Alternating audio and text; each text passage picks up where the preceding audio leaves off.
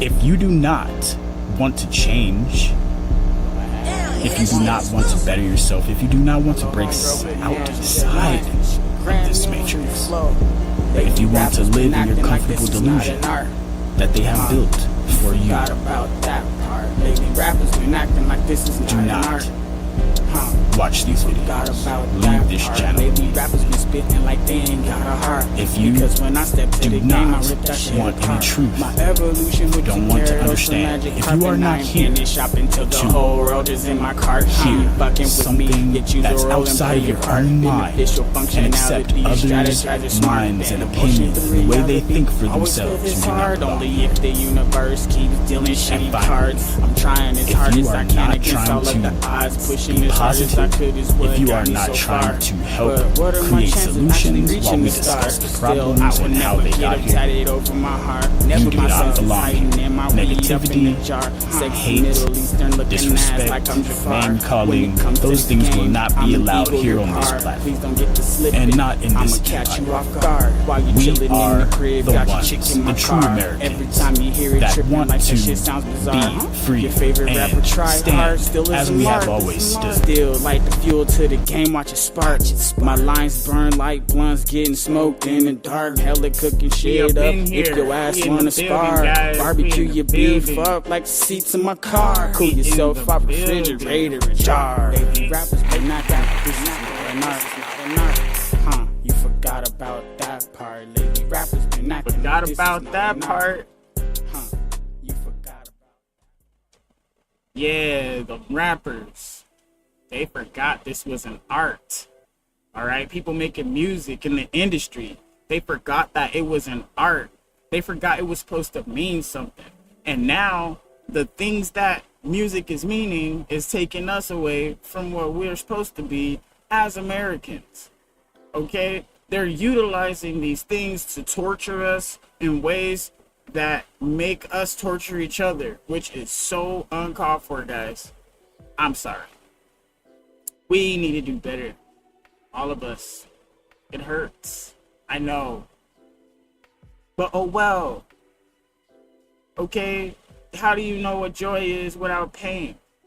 Right? And some people are just so used to pain, they don't know what to do without it. And that's why they have become addicted to it. Okay? And they think there's nothing else but pain. People seek out pain subconsciously.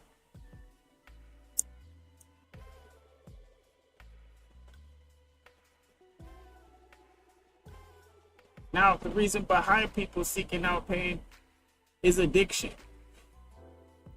All right? Pain is easy to get addicted to.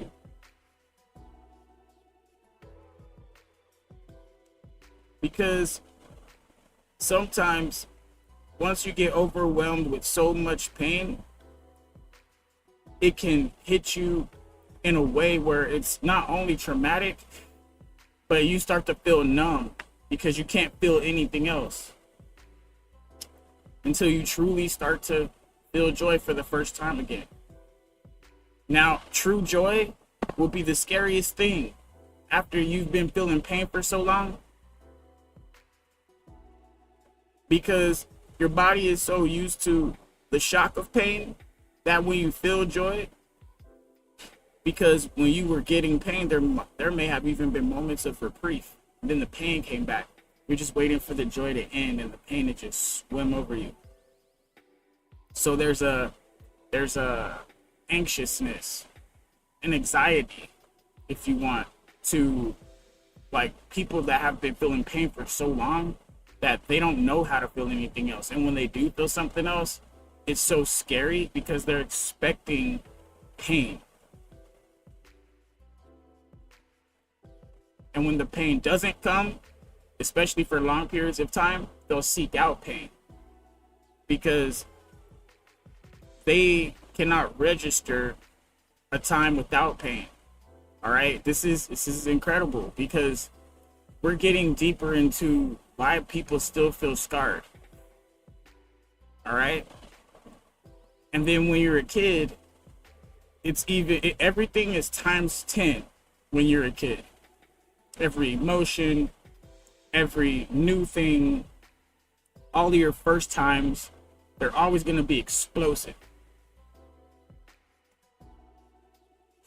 So that's something we need to consider, because everything that you experience for the first time, you're always going to have that first time feeling, like when you were in class for the first time, or when you were a kid for the first time, or when you experienced anything, like, or when you went to a new place for the first time. That feeling stays with us, but the more things we do, we get used to that feeling, so it's not so overwhelming. It's like you look for something new to do after a while. It's an addiction. Routine is an addiction. If you do something enough, it just becomes repetitive. It becomes natural. You forget you're even doing it. Just like breathing. Breathing is something that you have to learn how to do. It is innate, but you still have to learn how to do it, even from a young age. When you're a baby, the only thing you're trying to focus on is how your body works. And all the information that you're registering as a baby is all new information, and it can be overwhelming. That's why babies cry. Especially when they start to feel emotions. They don't know what those things are. All they know is that this thing happened. They have a recognition pattern. They're still learning how to signal and mimic, because they're watching us signal to each other and mimic. So they're trying to learn how to do that so they can get our attention. And they're still trying to learn how to move their body and figure. It's like trying to dribble the basketball for the first time. You know that feeling? We're trying to learn how to hammer something properly, or you know, turn a screw with your left hand. Okay, try to do stuff with your left hand, and that's what children feel like all the time. If you're right-handed. If you're left-handed, try to do things with your right hand. That's what children feel like. Every new first thing, it's like trying to write with the other hand that you never use. Try to kick a ball with your left foot if you're right-footed. You know, those kind of things. It'll remind you what it's like for somebody to try to learn or try to do something they don't know how to do. Try to do it with the left side of your body before you judge somebody. Try to do it with your opposite before you judge somebody for how they are when they're learning. And it'll give you more patience. Okay, you're trying to teach somebody how to do something, try to do it with the opposite hand. And now you're on their level of learning right now. And now you can teach your opposite hand, right, while you're teaching them. So the better they get with their, you know, the better you get. So that's one of the kickers right there. You have to be willing to be patient with other people. So when you're teaching them something, you can learn it better yourself. A lot of people forget how to learn. Okay? This is something that people have to learn. You have to learn how to learn. It's funny to say that, but it's the truth, because let's say you're in class, and everybody else is listening to the teacher, but you don't know what the teacher is saying because you're still learning English or you're still learning Spanish, right? It's like that. So when somebody's trying to learn something, like I said, if you're right-handed, try to do some shit with your left hand, or try to kick a ball with your left foot, or whatever. That's how people feel when they're learning something new. Just to remind yourself to be patient with other people. You know what I'm saying? If they can't do it, it's just like trying to do it with your left hand. You can't do it either.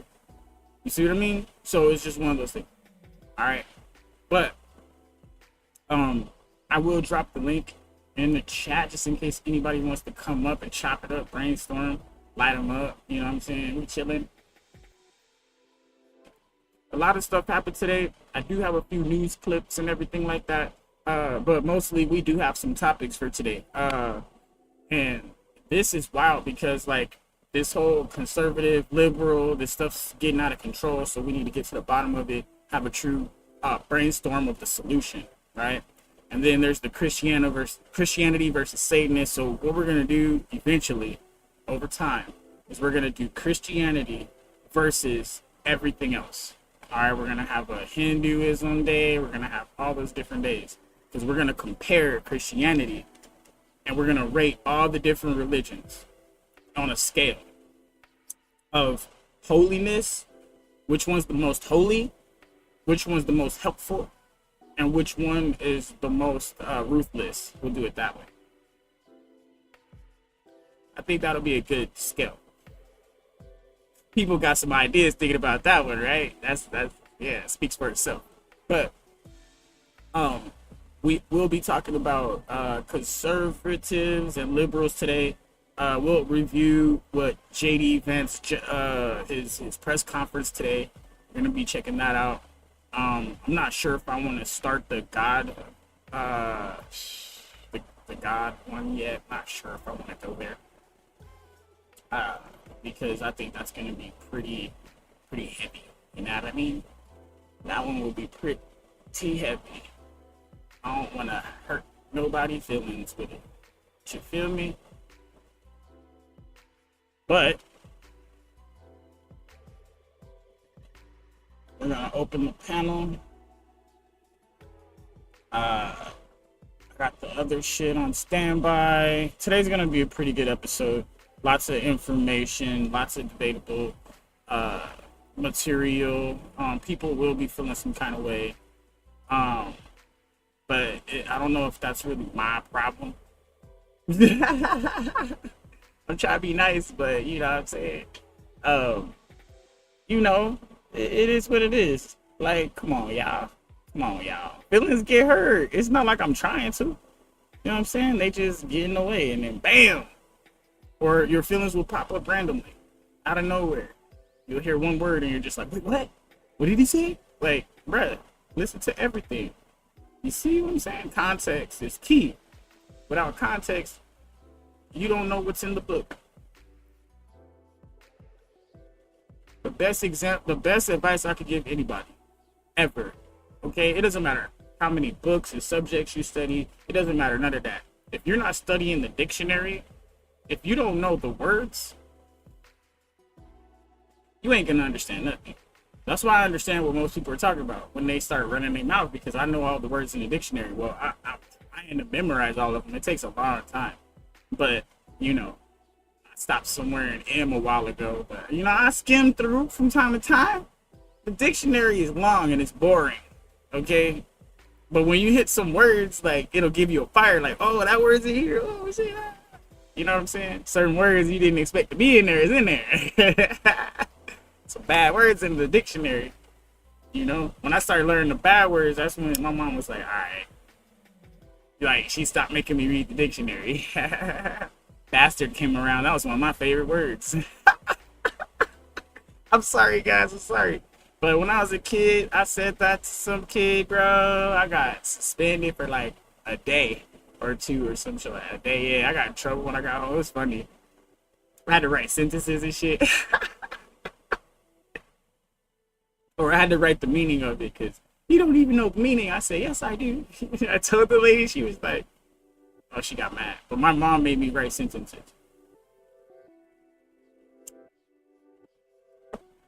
And she used to count them too. And she used to check for spelling errors. Oh, we wrote this one wrong, rewrite that one. No, my mom was cool though. You know what I'm saying? But it was a task. All right? It was like having school and then coming home to school again. Yeah, it was rough, guys. It was rough. And I had recess, right, at school. But when I got home, it was like, okay, my mom wasn't home yet because she was at work, so I had like a recess. So I was outside until, like, you know, the sun started to hit the edge of the houses, and I had to go back because I didn't have like a watch for a long time. You know. There wasn't no cell phones, guys. Or if you ever seen Saved by the Bell, the cell phones used to look like those big ass phones, bro. Like a freaking, like one of those radios they be carrying around in the Marine Corps, yeah, or the Army, whatever. It's one of those. But we got it locked in today.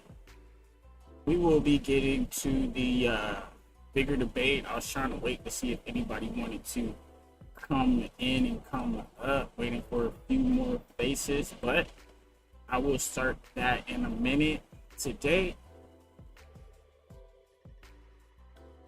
we will be living life. All right, shout out to all the people that went to work today. Shout out to all the people that did overtime. The world does not go without you. Never forget it. You are appreciated. from the lowest to the highest. If you participated, thank you. All right. I think we can start off with the news. This one is pretty. It's short enough. It's short enough.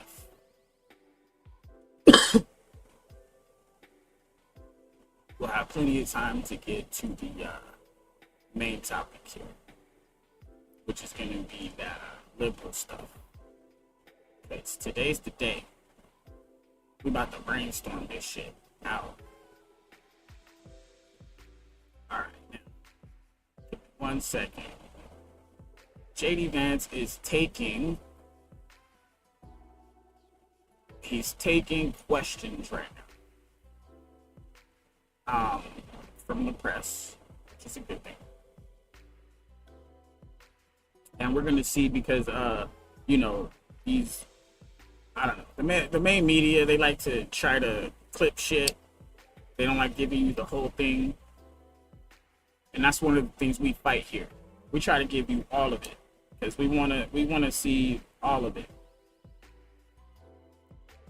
And the crazy thing is, there's not a whole lot of views on it either. But we'll get into that kind of stuff in a second. Yes.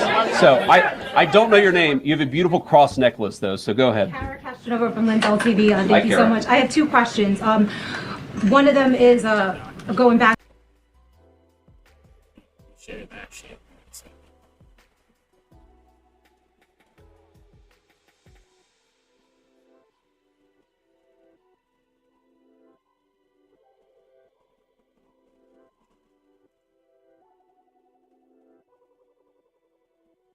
Shit, I have no idea why I'm not hearing this shit. Might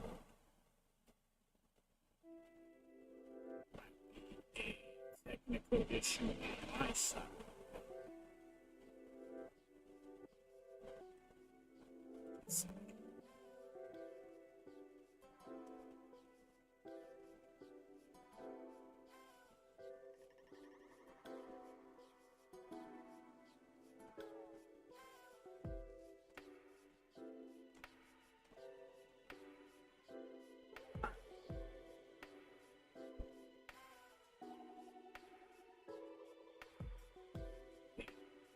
I can't hear you. That's fucking me up for sure. Let me see. Try this other thing. Okay.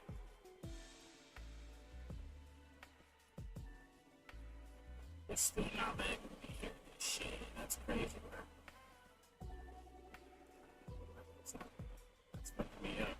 So I can't even hear my video. It's tripping me out. Not sure if y'all can hear that shit either.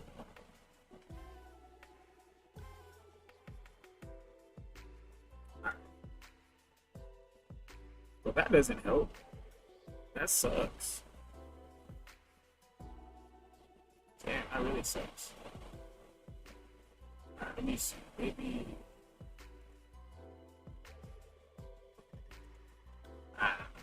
Starting to get over it. That would be a technical difficulty. I'm not sure why it's like that. Alright, I think I'm gonna have to do this old school.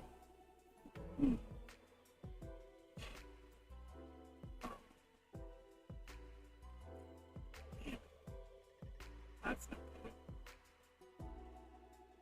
good. Alright, so this is live technical difficulties right here. I'm not sure if y'all heard it, but I couldn't hear it, and then if I can't, which sucks.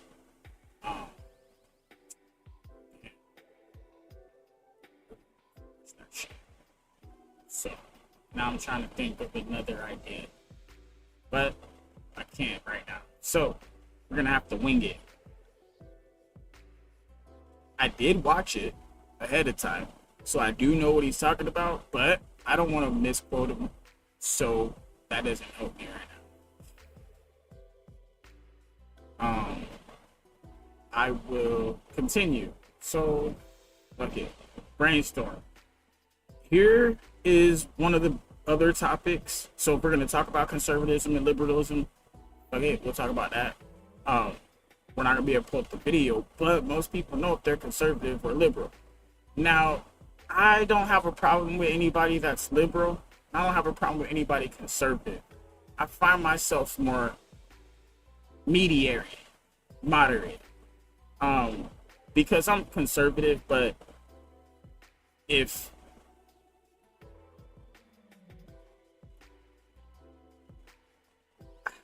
it's hard to really place that. I'm gonna see if I can get this video.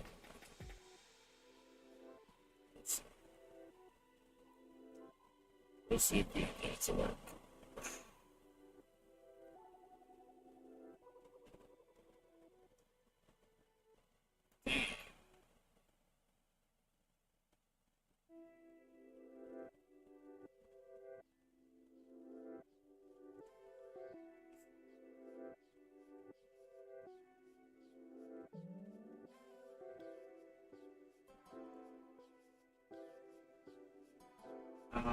Damn, really not getting the sound. Let's see if it's the one.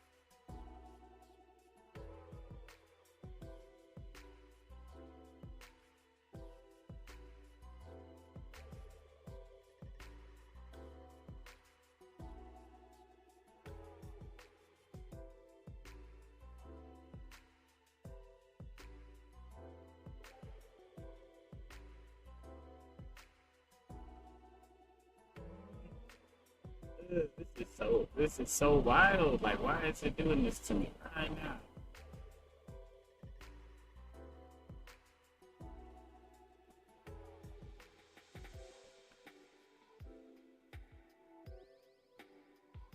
It's doing this to me right now.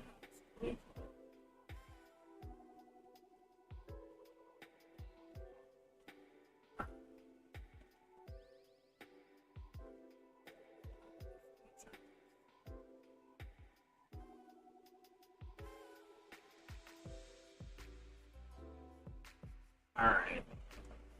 Okay. I fixed it. Awesome. Awesome. Awesome.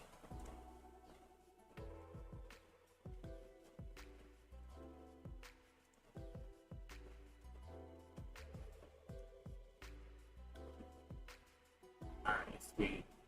Alright, we have action. Alright, awesome. We did it. We fixed it. Had to go into the settings so everything would be legit. Now we can go to the JD Vance speech here.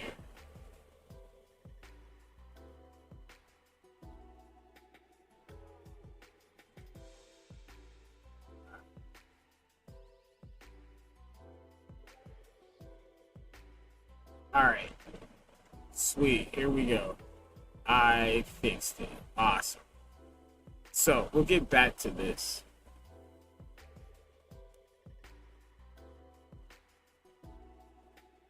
I will. I can share it now. Alright, here we go. Now that we're past all that.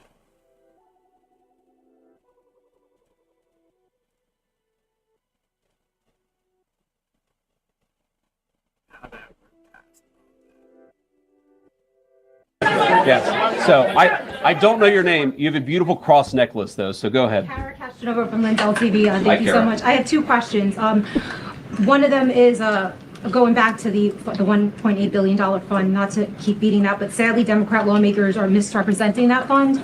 I agree. Yes. It's a great question. And sadly, some of the mainstream media doesn't understand the magnitude of the political persecution of J6ers. So if a violent offender like a J6er was still over-sentenced and mistreated, literally some of them were sentenced to 24 years in prison, put on unconstitutional pre-trial detention, literally tortured in cages, wouldn't that person still be able to apply for the fund because of due process? And this is why we say, just to answer that very briefly, this is why we say we have to evaluate this thing case by case, right? We don't in the United States say that everybody who's accused of a crime is automatically guilty in a court of public opinion. You've got to actually look at this stuff and figure out what were they accused of. Maybe they did something bad even, but what they were accused of was way worse of what they actually did. Maybe they had their entire lives ruined in a totally disproportionate way. That's fundamentally illegitimate and political.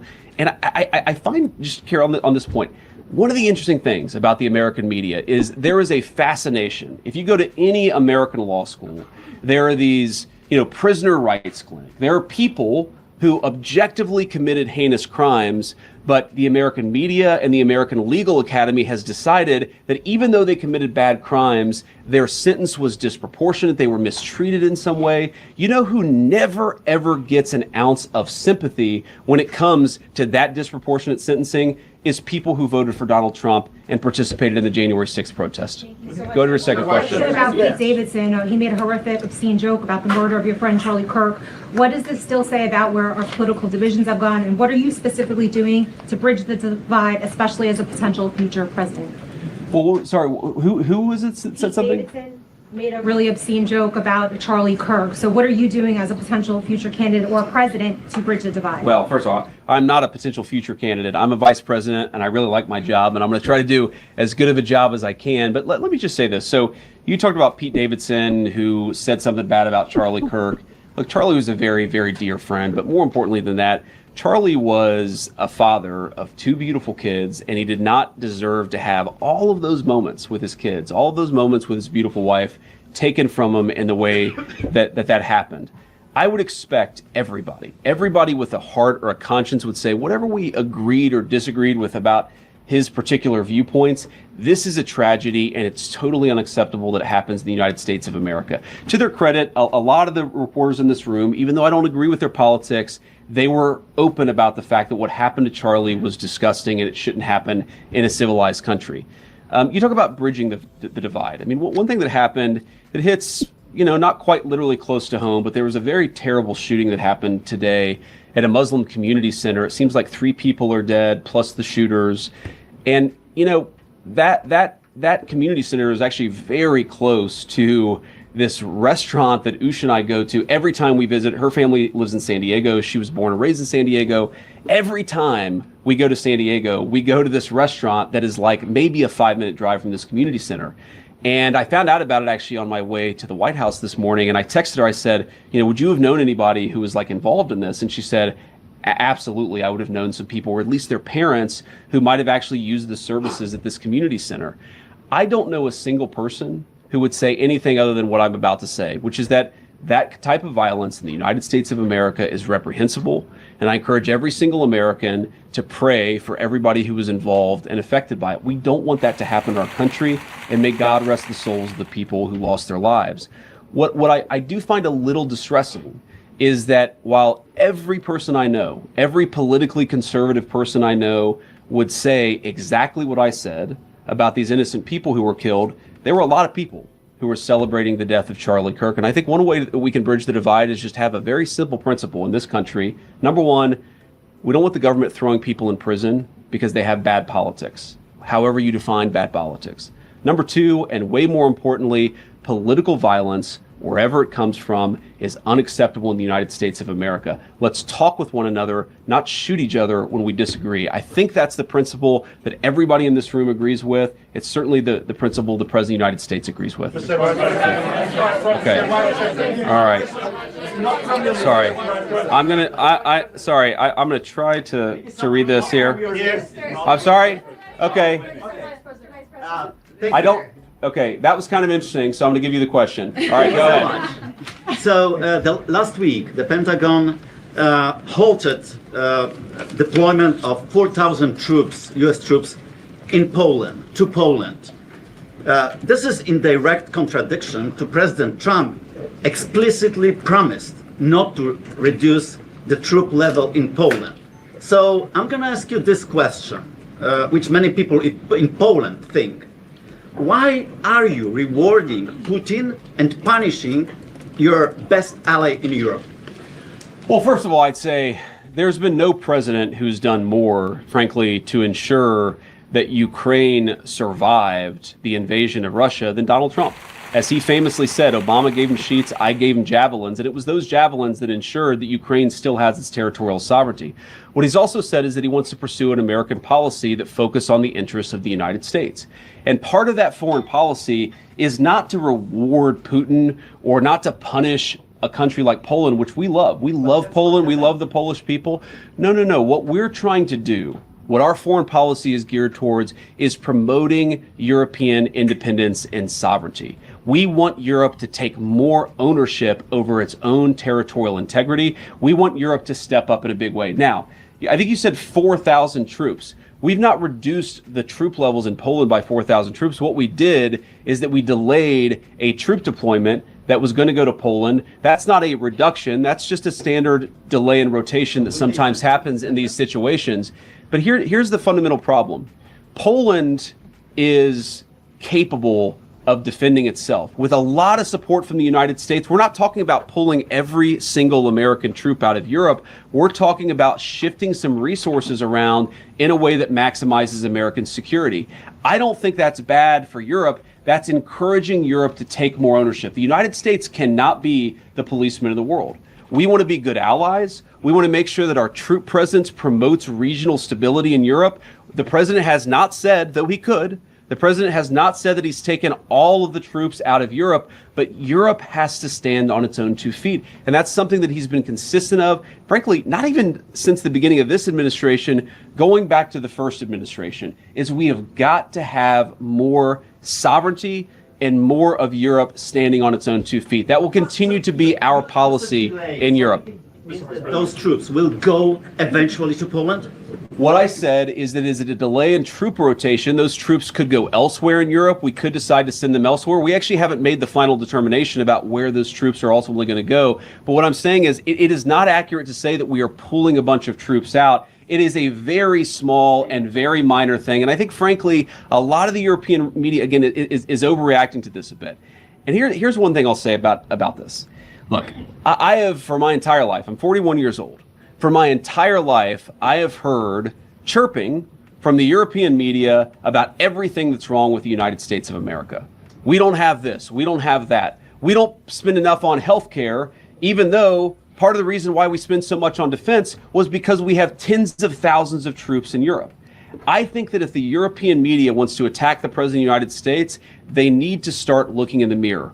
All he has said is that we're going to be good allies, we're going to be good friends, we're going to be trading partners, but it is reasonable for Europe to take a little bit more ownership over its continental integrity. I have a question on the war, but just to follow up, you previously told me that anyone who assaulted a police officer on January 6th should go to prison. So why not rule out giving them taxpayer-funded money?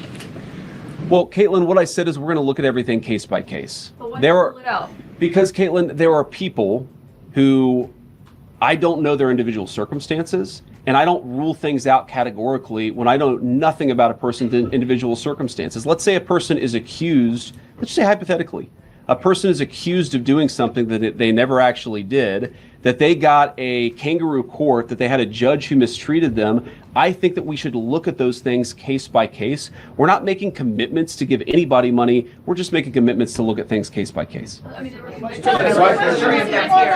just to follow up on the war, you last week denied that the president said he was not taking Americans' financial situations into consideration when he's making decisions on the Iran war.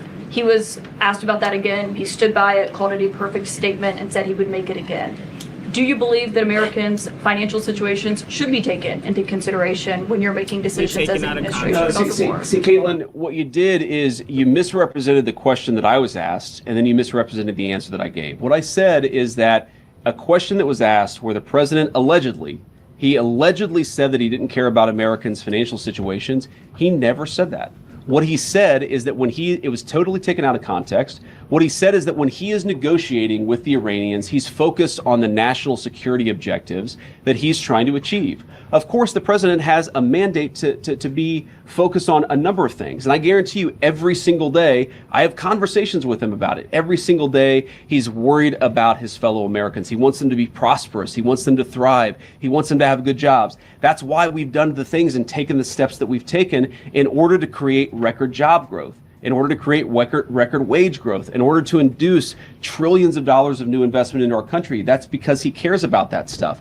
What he also said is that when he's talking to the Iranians, he's talking to the Iranians about questions, of course, of national security, like their nuclear program. You could hold two thoughts in your head at the same time, that the president cares about financial security for Americans, but also when he's negotiating with the Iranians, he's talking about the issues that are germane to the concerns of that particular conflict.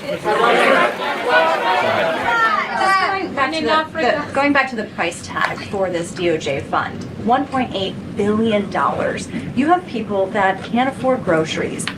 Gas is high. People are making sacrifices in their personal lives to accommodate for this rise in prices. People are telling us that they feel financially worse off. They're very concerned about the uncertainty. How can you justify that amount of taxpayer money for that fund when people are struggling? What do you say to Americans who wonder why this fund is getting all this money and I can't afford basic life amenities?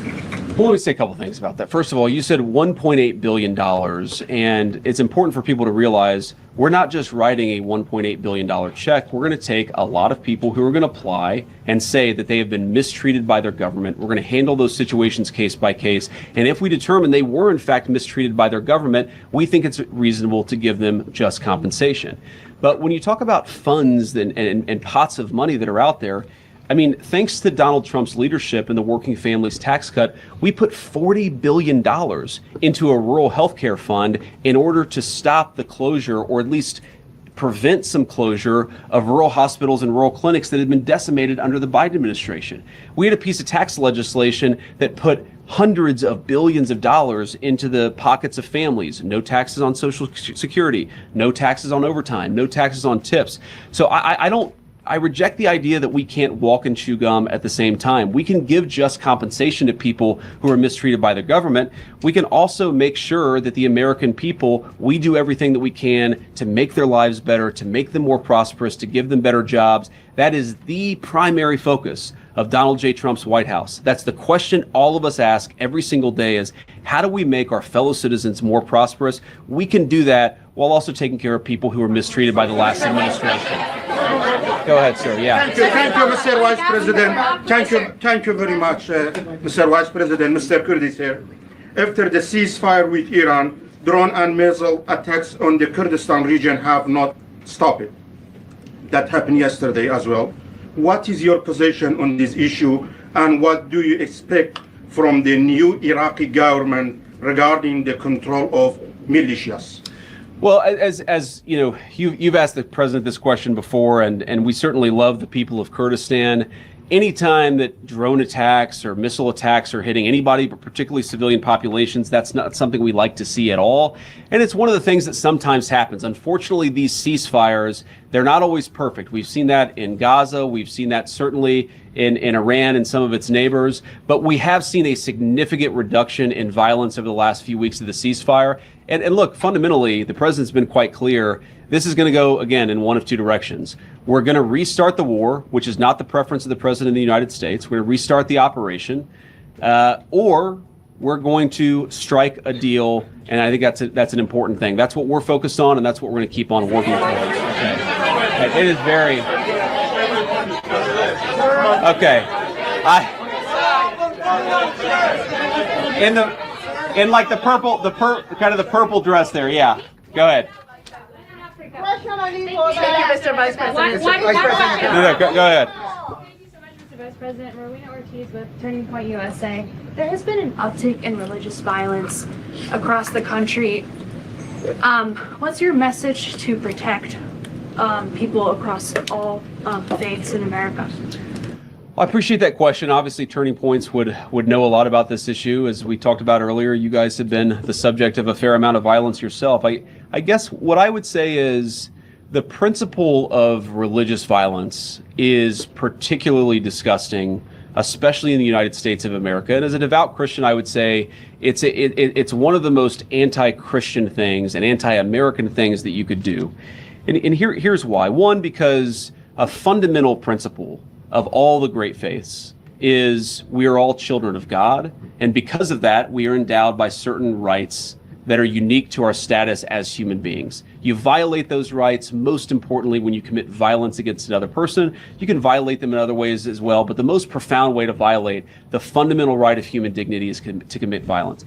But here's why the religious piece of it is particularly egregious. One of the fundamental American rights that I think came from our Christian heritage as a civilization is the idea that we respect people's religious freedom, in part because we respect them as human beings, but also because we respect their right to find their own pathway to God. You can't force anybody to a pathway to God. They have to, through their own free will, find God themselves. That's one of the reasons why that right of religious freedom is the very first right enshrined in our Constitution. So when you commit acts of violence, you're committing an act against this fundamental idea that people are created in the image of God and that they have the right through their own free will to find God however they might want. And as a Christian, of course, you might have your preference for how they find their pathway to God. They have to find that choice. And anybody who would commit violence against another human being in the name of religion is, I think, doing something that is a violation, of course, of the laws of man, but I think more importantly, it is a fundamental violation of the laws of God. Let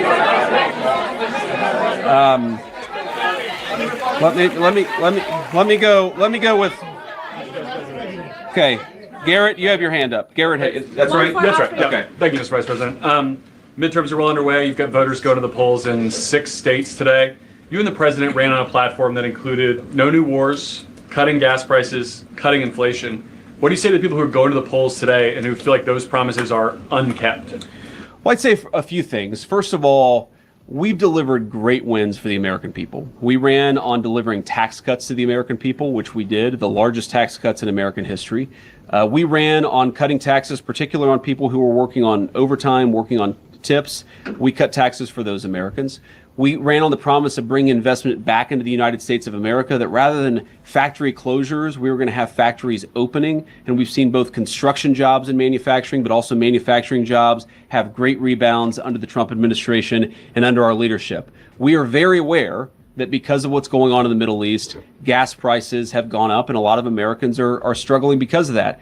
Our view is that it is a temporary increase. We're taking a number of steps to try to push back against it and try to ensure that Americans are paying as little at the pump as possible. But I feel quite confident after we've taken care of business in the Middle East, those prices are going to come down. And there have been a lot of prices, as you know, a lot of prices from rent to housing, where we still got a lot of work to do, but we do see some real progress made across the economy on pricing, but also on people's jobs. Okay.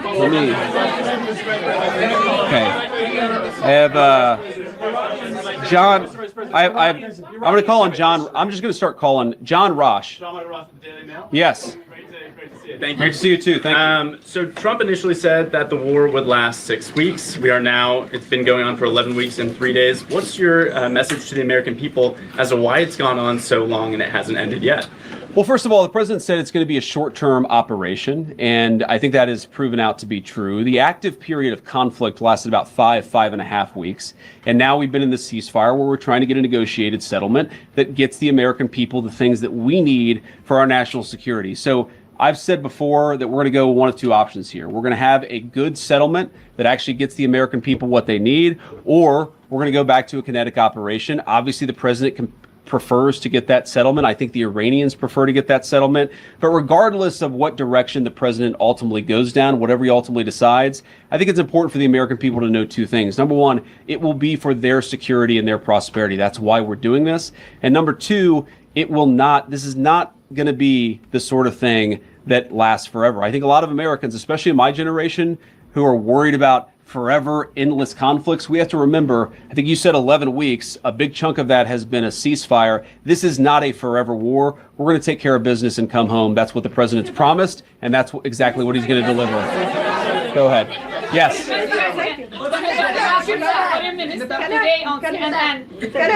No, the orange. Yeah. Guys, please don't shout over each other.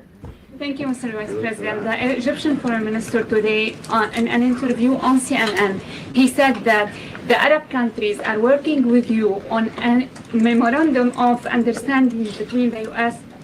and Iran that can lead to a deal. Can you confirm that? And one other question also on Iran. You've spent over than 20 hours with the Iranian negotiating. Do you believe that other countries may be able to achieve what those negotiations could not? Well, I think that the purpose of our initial negotiation was, one, to establish some relationships between two countries that hadn't talked directly in a very, very long time. And number two, just to get the pathway started to negotiation. I don't think any of us, meaning me, Jared Kushner, and Steve Witkoff, had any great confidence that we were going to be able to reach a deal. But we did think we were going to take important steps along the pathway to reaching a deal, and we did. Now, you asked what the Egyptian foreign minister said. I haven't seen those comments, so I won't comment on them myself. What I'd say is I'm not going to detail what's going on in the negotiation. There's a lot of back and forth. A lot of good progress is being made, but we're just going to keep on working at it, and eventually we'll either hit a deal or we won't, but we're going to keep on working at it. And I think it's important for us to actually privately have these conversations, because sometimes when you're doing a negotiation and you put everything out there in public, it actually complicates things more than it should. So we're going to keep these negotiations private until we've got something, of course, to tell the American people, and at that time we will. Okay. Yeah. Is that a magenta tie? It's hard to tell.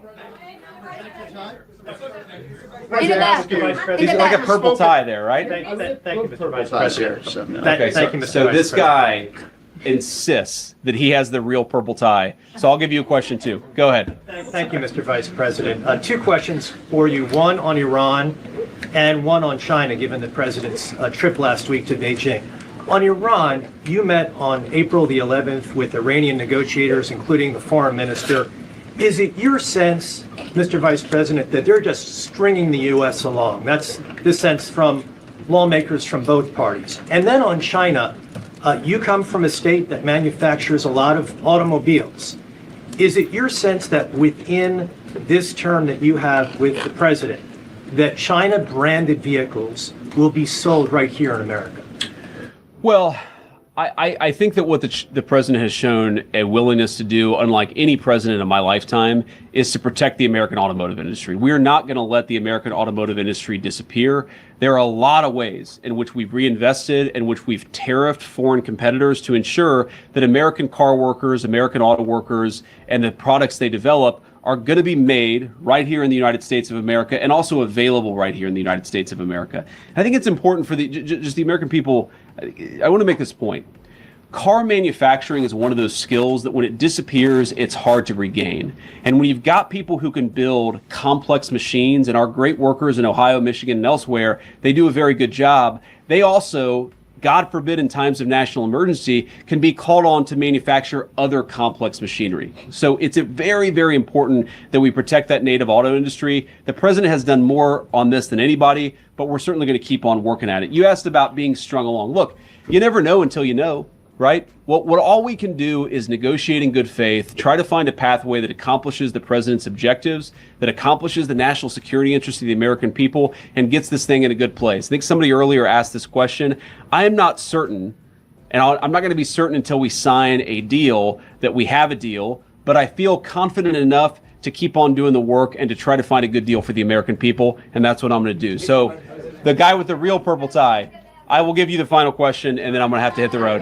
Thank you, Mr. Vice President. Sorry, this guy, and then the very tall guy here. We'll give him Sorry, I can't get to everybody. Marco's right. This really is chaos. This is crazy. You guys got to behave yourself. Thank you, Mr. Vice President. The president's financial disclosures were released recently, and they showed a lot of stock trades in companies that he has talked up at events, official events at the White House, on his True Social account, sometimes even putting the stock ticker symbols in his posts and encouraging people to buy their stock. Americans, according to recent polling, are increasingly describing the president as corrupt. And trading stocks... This is a hell of a question. Thank you, sir. Trading individual stocks is something that you said that public officials should not be able to do when you ran for Senate all those years ago. And yet the president, who arguably has access to more non-public information than your average senator, is not only buying and selling individual stocks either through his trust. Okay. What's the question? The question is, the question, sir, is how can you and your administration argue to Americans that you're cleaning up corruption, you're preventing fraud, you're fighting the sorts of things that harm people and people's financial situations, when the president seems to be talking up stocks that he owns, selling them, and enriching himself? Okay, so here, let me answer your question here. That was a doozy. Before I answer your question, I want to just observe there are different ways to ask a question. Okay, you can just ask a question, try to get your answer, or you could do like a speech where you say, Mr. Vice President, you're a terrible human being, and so is the president, and so is the entire cabinet. And then I'm like, what's your question? And then your question is, how dare you? Come on, man. Have a little bit of objectivity in the way that you ask these questions, because there were a lot of things in that speech masquerading as a question that didn't actually get asked, okay? Number one, the president doesn't sit at the Oval Office on his computer on his Robinhood account buying and selling stocks. That's absurd.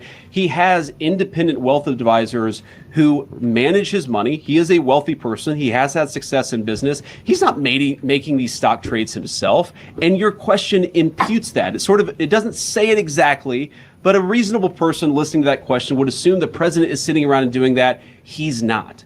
Second of all, you're right. I am a big fan of banning members of Congress from trading stocks. So is the President of the United States. All of us believe that nobody should be taking proprietary information gained from public service and buying and selling stocks. We want to ban that process. And I think the way to lead by example is banning that process, banning that approach, and making it illegal, which is exactly what the president has proposed doing. Okay. Yes. Sir, Jordan Conrad's with Gateway Pundit. I'll try to make this short. There was, you might have seen this, there was a massive United Kingdom rally in London just last weekend. They were protesting mass illegal immigration and the replacement of British culture. What message do you think this should send to globalist European leaders and to leaders here? And also, I wanted to ask about several House members are revamping this push to pass it's called the Dignity Act, but it's really just an amnesty bill giving work visas and allowing millions of illegals to stay in the country. Is that something the White House wants to see stopped in the House? Well, number one, I don't like giving amnesty to anybody. Number two, since you asked about Great Britain and the United Kingdom rally, one of the great ironies of this job is that for the past couple of years, you see these protests break out all over the country, and sometimes they're fairly well attended, and sometimes they're very poorly attended. Everybody holds these signs saying "No Kings," right? And how many Democratic lawmakers have I seen holding up signs that say "No Kings"? They are very, very insistent that we not have kings. And then King Charles comes to the congressional chamber, and these guys break out in rapturous applause. So maybe they don't care so much about kings as they pretend that they do. Maybe they just don't like the agenda that we're implementing that's actually making American workers and American families safe and prosperous again. But to answer your question about this immigration issue, look, one of the problems that we have in all of Western societies is that we have a lot of people who have decided, Wall Street bankers, corporate lobbyists, and government officials, that what the United States and what the West need is more and more cheap labor. What we believe in this White House is what we need more and more of is high wages for American workers and investing in our own people. What you see all over the West, and it's kind of crazy, is this idea that the way to generate prosperity is to bring in millions and millions of unvetted people and drop them into your neighborhoods, and we simply reject that idea. So to everybody in the UK who rejects that idea, I'd encourage them to just keep on going. It's okay to want to defend your culture. It's okay to want to live in a safe neighborhood. It's okay to want your job to go to yourself and your neighbors and not to a stranger who you don't even know. It is reasonable for the people in Western societies to want to control who comes into their country and who doesn't. A lot of people, frankly, a lot of people in the media have tried to persuade all of those people that it's somehow racist to want to protect your borders, even though very often the very people who are most affected by low-wage immigration are lower-income Black and Hispanic Americans right here in the United States of America, and I guarantee that's true in the UK. So we believe in making America great again. You can't do that unless you protect your borders. I'd encourage our friends in the UK to follow the same path. Thank you all. Good to see you.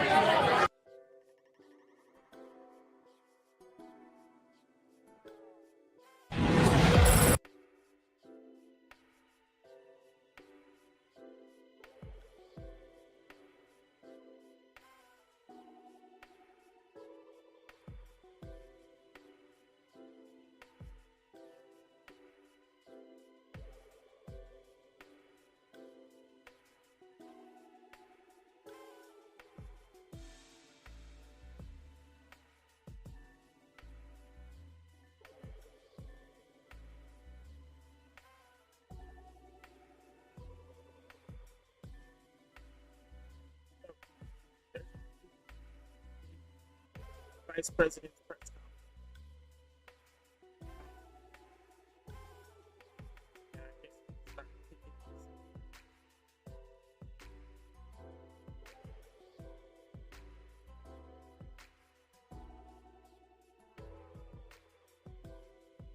Donald Trump is going to run for a third.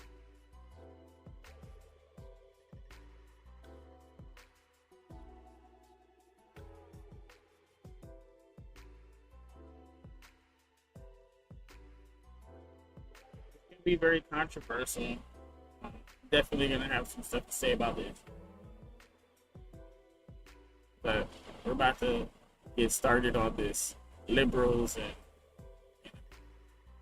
I don't know. Maybe I should just do a short one today. I'll save this liberals thing for tomorrow. And what we'll do is I don't know.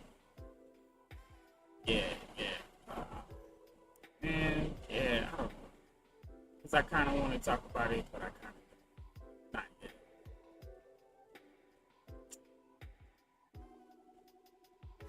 I don't want to talk about it yet.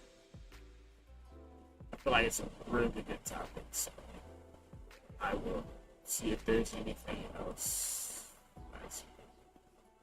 I guess we could do it like this. I guess.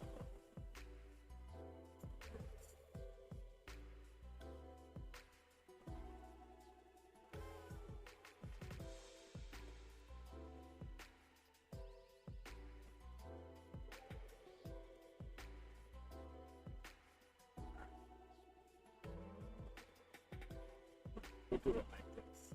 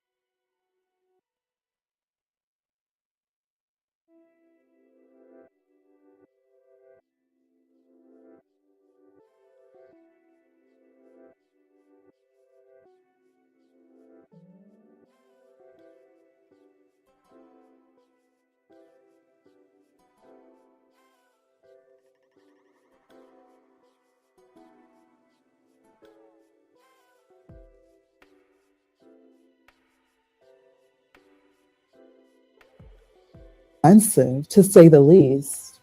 But Emperor, yeah, Emperor. He's like, do I have to be nice? I'll try to be. Yeah, Emperor, me too. coming Me in too. here like a Negro Damas. Why are you wearing that hoodie, which is like your He's grandmother's like old the Negro hood? taker. The Negro, you are the Negro taker. Are you here to take like niggas' souls? Like, what are you doing? You are giving like undead right now. You are giving the Undertaker. Like, what are you doing?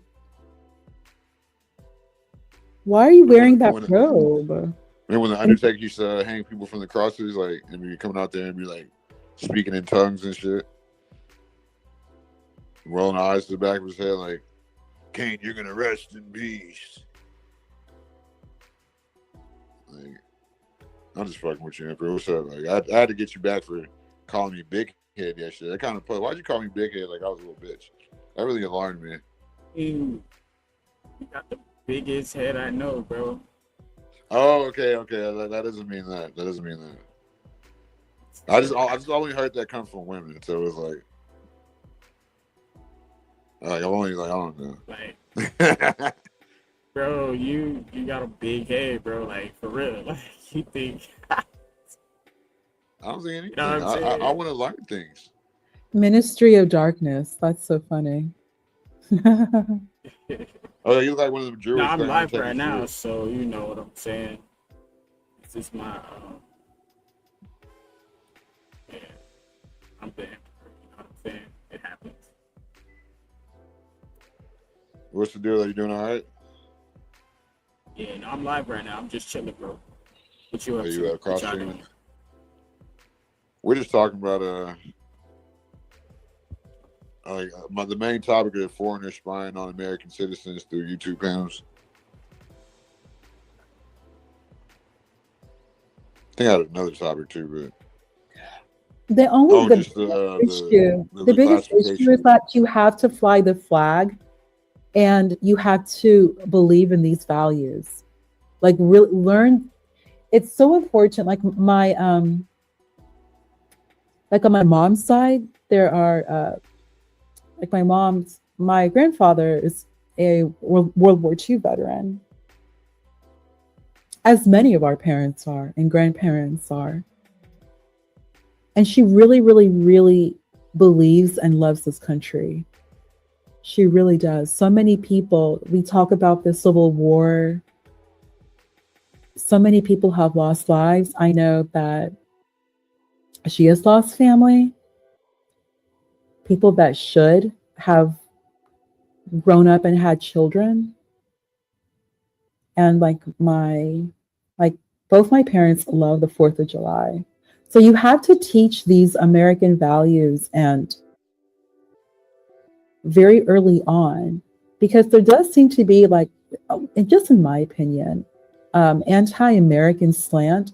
And I don't tolerate that on college, college campuses, people encouraging college students, young people to be anti-American and to promote countries that bomb the United States and United States allies. Like, that's not okay. That's not okay at all. So like, you have to be mindful about people who come to the country, and the first thing they do is they try to radicalize like young people, students, and play on their emotions. Oh, the United States is bombing children, but like they never told the true story.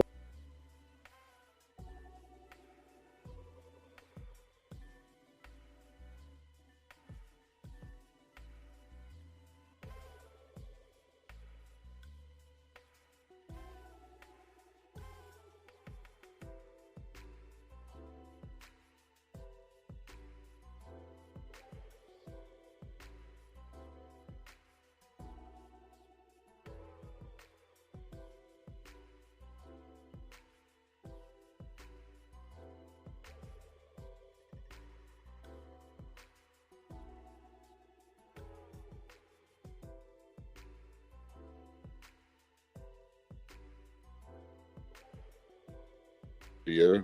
Gossip Bob react to it. RLM react to it. Why didn't you motherfuckers react to it? Because you motherfuckers have foreign interests. Y'all don't like that shit.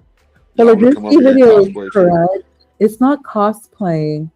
It's not, they're getting a check. So yeah, definitely more. Okay, who just won the Oscar? Michael B. Jordan, who has been in Hollywood since he was a kid. And he has a great reputation in Hollywood. And he just won the Oscar. Best Actor, which is the most prestigious and the hardest award to win. Best Actor. Very competitive. And he won.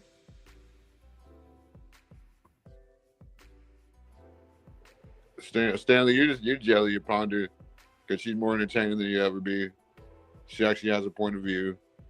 And you chased her away just like you chased all other women away. All you got is Ariella. And nobody wants her on their panel. She's a fucking, for a lot of reasons. I don't want to talk bad about her because I don't give a fuck about her. She's like, nobody has a high opinion of Ariella. And y'all be into it before y'all are not. Yeah, you So don't want people, you now, don't like, want you're just talking, dude. We know you're like a crying baby right now. You're just mad you can't come up here without paying. So yeah, you're in the chat family crying has like to somebody pay. get him a bib. Family has Because to pay. you come like I'm tired of you attacking women on my panel and in my chat anyway, bro. Stop attacking the women on my panel, bro. Stop. Somebody, we're gonna start timing him. Every time you say something mean to the women, we're gonna start timing his ass out for 30 seconds.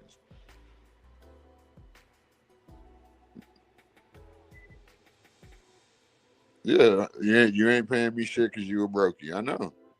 Because you want to sit here, you want to antagonize Ponder every time fucking she's on here because you chased her off your shit like you did all the other women. And every time she comes on here, you want to attack her. Like I said, next time you say anything about anybody on my panel, somebody time his ass out for 30 seconds or 1 minute.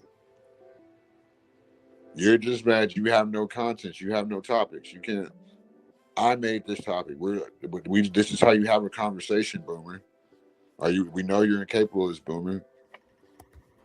Cry about it, bitch. How is a woman a coward? See, this is that single mother mentality, bro. A woman's a coward? Huh? Nah, bro. Don't. It's a woman. Why would she want to sit there and combat with the man with testosterone?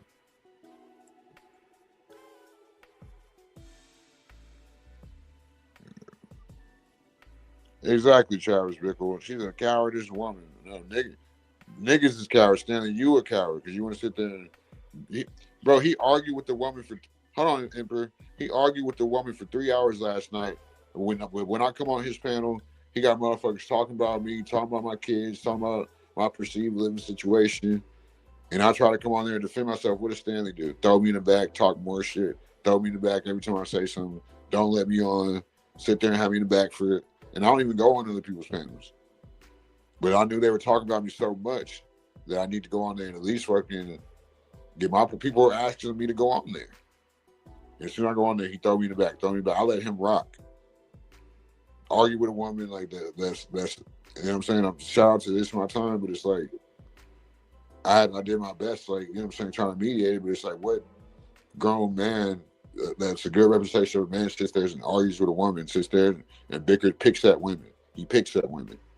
It's different than when you want a woman into it than when you picking at a woman. Like that's what women do, they pick at you. Am I lying? Not at all. That's the point. Yeah, that is the difference. Like that, you keep picking. Yeah. And For women this more so purpose to nitpick. react. He's just sitting there picking like a badass kid that needs a spanking.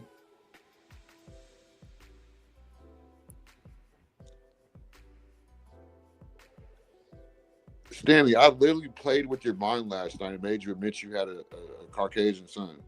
I literally manipulated you right in front of on national TV. Like, how am I not? Like, I sat there and fucking embarrassed you and made you want to strike the channel. Like, had you crying, bro. I felt bad. You belong in the chat because I don't want to embarrass you some more. Like, that's why I want you to pay to come up here so I can chill out on you. Get off your top, bitch. Dude, you want to you Ponder? Did you watch when he was talking about taking the channel? Talking about I'm gonna pay consequences. He gonna strike me because I let It's My Time come up there and roast the fuck out of him. No, I didn't see that part. Oh yeah, he said he's gonna strike the channel. I don't know if Travis Bickle was there. Somebody was there. Sadly, how can you strike his channel when you were live streaming his channel this morning? You were He just does it every day. live streaming his whole channel. Stanley, that is really messed up. And you did that nonsense with Galt too. Like, stop doing that. And he called me the F word multiple times. He called me the N word multiple times. I'm not tripping because I did it on his channel, and I knew he was in his feelings. I didn't want him to keep arguing with a fucking woman, so I wanted him to argue with me. I had to butt in and like. Why are you calling her a lying B word? My time? Because she called him PDF. She called you a PDF, and now you want to like go after her, Stanley? Well, I mean, shit. I mean, it's allegedly. And after that, I'm just like, dude, if it's not true, why are you so mad? Like, Stanley, you know what I'm saying? Like, why do you want to strike me when y'all sitting there arguing? When you sit calling her all type of B words, calling her a drug, like he's saying, calling her a drug addict, like saying all type of shit, bro. Like, I'm not gonna let him sit there and attack a woman that comes in and is very fucking nice and cordial to chat, bro. And that's why I blocked Mariah, because I'm not gonna let her talk shit to a black woman. Get your white ass about here. And I'm not even racist, but it's just like, I come from a black woman. I'm not gonna let, you know what I'm saying? You're not gonna do that over here. It's not like, I know how these people don't know how to interact with women, Emperor. As much shit as you give me and I give you, bro, I know you have better interactions with people, bro. These people have no type of social elegance or intelligence. Like, you can tell they've never been in a social situation. And you have no case. You said you were going to strike the video last night because that woman absolutely embarrassed you. She was hilarious. It was great content because you, like, I did it to you. I ran with it because fucking the way you do your shit and the way you do me on your channel was karma. Karma's a bitch, ain't it? And then no fun with the rabbit got the gun, huh? Now you go beat those allegations that you have. Because I don't know any man that has PDF allegations that women are calling them. Stupid bitch. No, stay out. I keep telling you, stay out my way, Stanley. Because it's how you don't win beefs on the internet. And I like you. But fucking just stay out the way, bro. Change the topic. Just stop, bro. That woman wanting that, bro. You put her to sleep. You made her fall asleep. Like, you lucky you called her all type of B words. Like, you bored everybody. You cried. So much you're gonna strike the channel. This and that. I got consequences to pay. And just like I told you, like, you didn't think you was hanging around other people's kids. You like the consequences came with that, and you blew up. I'm gonna take the channel, motherfucker. Like, fuck you, bitch, motherfucker.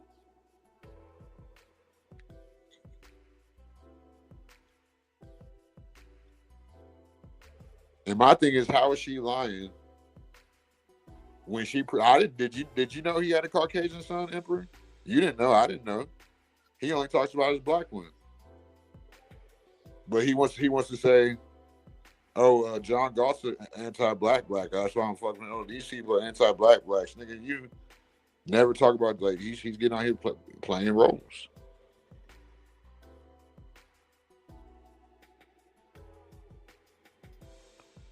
Stanley crossfaded. You were supposed to do that shit way yesterday, brother. Like, you're a little late. Like,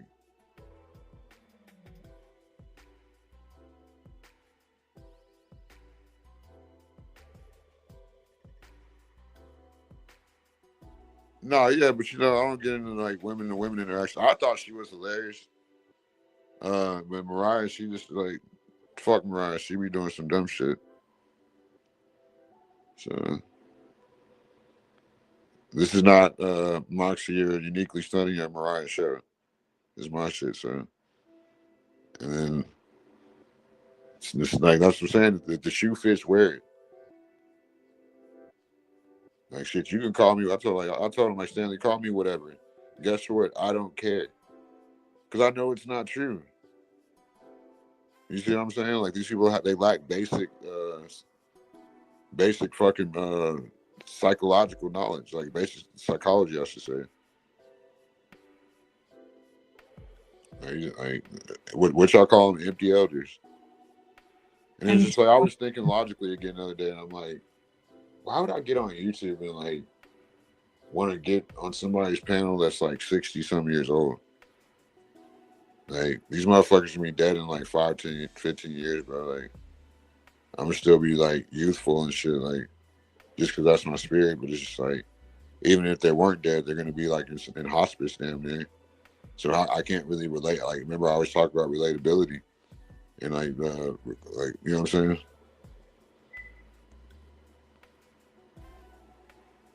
How did I let? So I knew she was gonna come up here and call you a PD. No, but hold on, Emperor, before you go. So this is his whole argument last night. Why he cried for 6 hours straight. This is his argument. So I knew what she was gonna say. I knew it was gonna come out. Can you control what comes out of somebody's mouth? He's talking about I let her call him a PDF. How I'm gonna let her do anything? Exactly. Like you sat there and argued with this woman for 3 hours straight, bro. Disrespected her in the worst way, bro. Like, and you're all up in arms and tears, and you want to strike channels because she called you a PDF. And I told you, I was like, Stanley, sit there and call me what you want. Like, he called me the F word, he called me the N word. And I wasn't tripping because I do it to him, but I only do it to him on his panel because he don't let me on. And when he be having people talk about me like Imperious and NPC and Ariella, and just motherfuckers like, you know what I'm saying, I don't know. And I don't even get on other panels, but it's like when I get on there, you want to cuss me out, throw me in the bag. I'm in the bag for an hour. Y'all talking about me, or y'all can't wait to talk about me. Like, that's why I like this for exact. Like, I don't go on people's panels. Stanley all belligerent and shit all the time. Like, he don't even be remembering what he be doing because he drinks so much.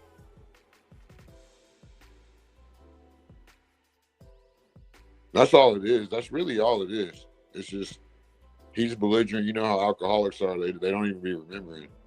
Oh, damn, I fucking hit that curb last night. Fuck. Oh, damn, I fucking said fuck your mama last night. You know I was out that motherfucking hand. You know how alcoholics are.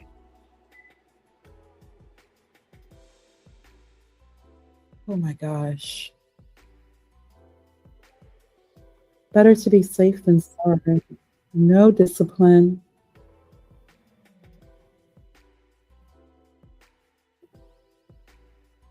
No sugar, no caffeine, no alcohol, no porn. Like a real total,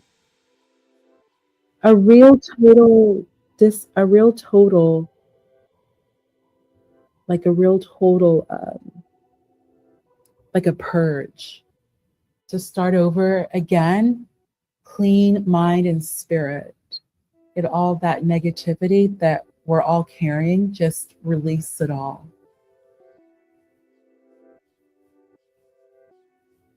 Yeah, no.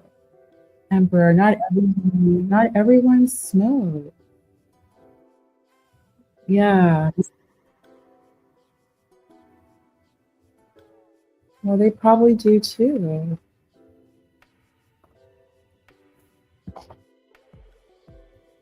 Not everyone smokes.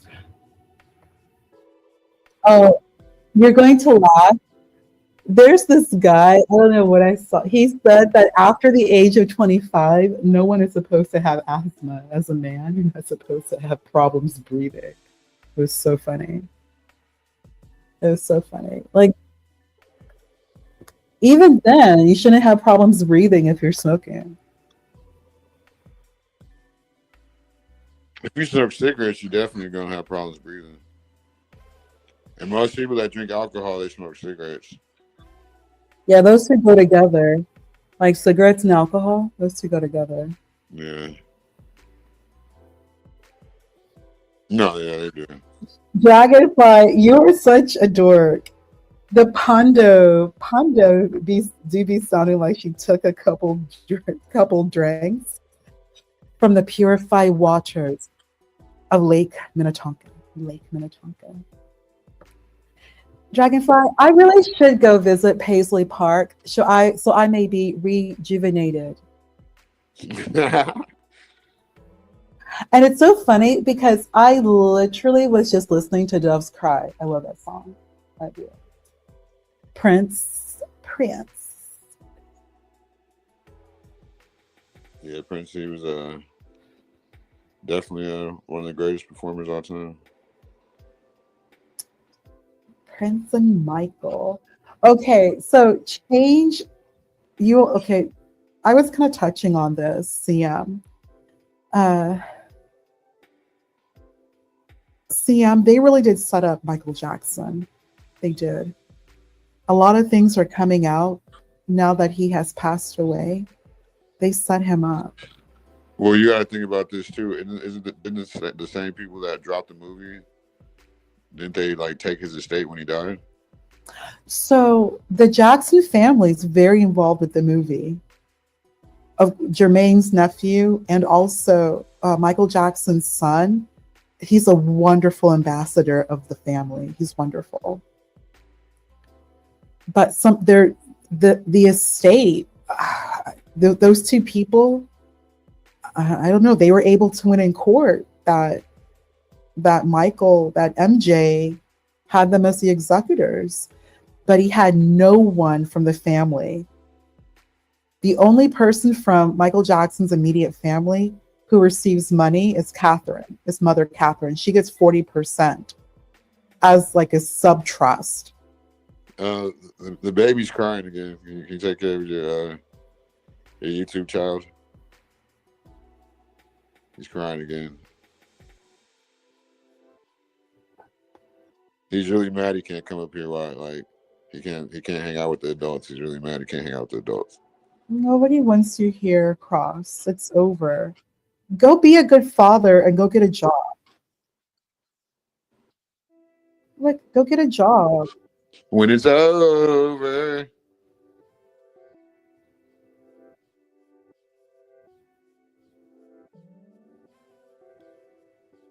So there's because he got to pay to come up here. He just he needs to pay $50. He's cussing out women, like he just like attacking, like he has to pay, and he won't pay. Like I see you Cash App and other people like I let him rock, and he completely like I gotta charge him to definitely come on the panel. I definitely gotta charge him. Just like even in Periods Pay when he was supposed to like he's kicked off permanently now, but like Stanley, just hit the Cash App, bro. You can a big you be doing too much, you know it. Directly into the Cash App coffers, into the CM Cash App cash. The Cash App is pinned, Stanley. Go ahead, man. Rock out, man. Like I'll let you stay up for extra 2 hours. You gotta go to bed. You got school tomorrow, son. At the seniors hunter, but he needs to get a job.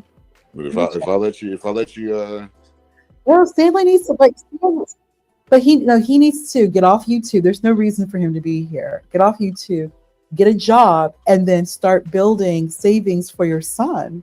So when your son finishes college, he can buy a house or, maybe even get a car.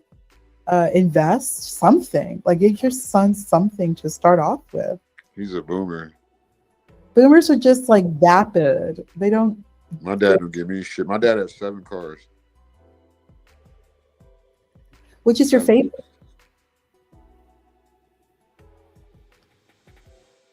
You know how many cars my dad's giving me? What? Yes. Which car? Okay, did your dad give you like a Honda? No, did he give you an Impala? No, he's giving me no cars. 0. Which of your dad's cars is your dad's favorite? I mean, your favorite. He had like a Lexus 350. He has an LS. That's a Lexus classic. I think everyone has gone through that Lexus. What else does he have? He has a Cadillac. Fucking which one? Like the luxury one from I forgot which year it was. And then He has what's the other one? I think he might have a fucking Corvette or some shit like that. He has a lot of fucking cars that cost a lot of money. He has one of the 2019 like Jeep SUVs. Like this nigga got like so many. He's never given like all the 7 cars I bought. Like all the fucking money I struggle with. Like this nigga ain't giving me a dime. Like my mom. Like I remember like this how these boomers are. Like I remember I was about to the summer I was buying my Camaro. I remember I wanted my mom to co-sign because I was gonna get it was 2020. I was gonna get a 2012 Benz Coupe. I forget which one it was. I think it was like the 3500. You know the Coupe though. So I called my mom and asked her to co-sign, and guess what she does? And I told her what kind of car it was. Guess what she does? What did she do? She sat there and cussed me out until the guy was like, you know what, just never mind. Like I'm like, dude, I was putting $6,000 down. I was putting $6,000 down, like. And then like the guy was just like, no, like just it's cool. Like you know how the fucking because like that's why I hate buying cars, bro. Like, so maybe it's some nigga shit because they always wanted like nigga, I'm here to buy a fucking. If I want a fucking Camaro, nigga, why the fuck you think I want to buy something else? I'm not your fucking typical customer. You know you're not about to sell me the car that you trying to get off. Like, I'm here to buy a fucking SRT type shit. You know what I'm saying? You know how they are. They're just janky. They're such scumbags, CM. I don't know what to do. I just use my bank or my credit card, do whatever pre-approval amount, and just go in. I don't want to hear their BS. I have been so screwed over by these dealerships. But I just call ahead and I try my best to find someone who's not going to like scam me. They're not cool. Yeah, that's why I always just buy my cars cash. Like, see, I can't even do that, CM. I did that, and that's how I got screwed over buying a car. I just wanted to. So when I bought my house, I wanted like a truck, like an SUV, older model, so that I can like have something for the lake. I didn't want to bring, like I didn't want to buy like a brand new Mercedes and then drive it to the lake and have it get all dirty and leaves get inside, and like my running shoes and dusty. You want to protect the investment. So I was like, let me just buy a truck, like like an older model SUV cash, just so I can have something for fun at the lake. And I can also haul with it. So I bought like a 4x4 Nissan Pathfinder. Worst decision. That's not big enough. To haul, it was a 4x4. Yeah, 4x. Yeah, you can push it. Yeah, but it's not big enough. Yeah. Like, but just I got a fucking Silverado 2500. So that's a great car. That's a very Texas car right there. I got a 2-ton truck. So, I mean, a 3-ton truck. It's a 3-ton truck. Yeah, it's the type of car you should buy, not a coupe. Yeah. You should buy that type. I bought it for like 25,000. Okay, that's not bad at all. Yeah, I can still sell it for like 20,000. But That's not bad at all. Like they have the best resale value. Sometimes you got to get a truck. It took me 3 years to pay it off. Hey, Dragonfly took the wrong path. What wrong path did I take? Tell me. What, buying a car in cash? You know what my favorite Nissan is? I'm never going to do that again. I don't like Nissans at all. Yeah, neither do I. I'm going to just stick with Toyota or Honda. I only like one Toyota. And that's the Toyota Solar. That's one of my favorite cars. I think that's a coupe. I think. Yeah, it's a coupe. Remember the Celica? I remember there were like 2 girls in my high school who had that, the Celica. Yeah, that's that 90s shit. That's like there were 2 the Ford Escort. I think the Escort is gone, but I remember there were 2 girls, and I remember they had like that. Remember the Thunderbird, the Ford Thunderbird? I do remember that. I do remember the Thunderbird. Yeah. Oh my gosh, I do. Hey, Dragonfly, I didn't know. I didn't know. I didn't know. Because I didn't want, I just, Dragonfly, I just needed I needed something to go to the lake. Like I had. You should have bought a Tahoe. Yeah, I should have bought American Cash. Yeah. Yeah, you should have bought a Tahoe. Because American Cash, then that means American parts, easy to find, no problemo. Yeah, that's facts. Yeah, so I always bought Chevys. Yeah, I didn't know. Dragonfly, like these are things I don't know. Like I'm a girl when it comes to buying a car. So that Nissan purchase it's left me so pissed off. I will never buy cash nor ever trust a dealership. I'm only going to do like I do like foreign. I do like foreign. I do like these foreign Germans. I do love them. I'm only going to buy from them brand new. I'm never buying a used car again. I'll have to like have my husband do that. I get because they see a woman and I go in like Gidget, like, hi everyone, hi.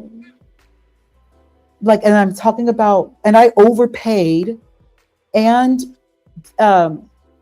they screwed me over. I had to get a new catalytic converter. Like they screwed me over bad, really bad.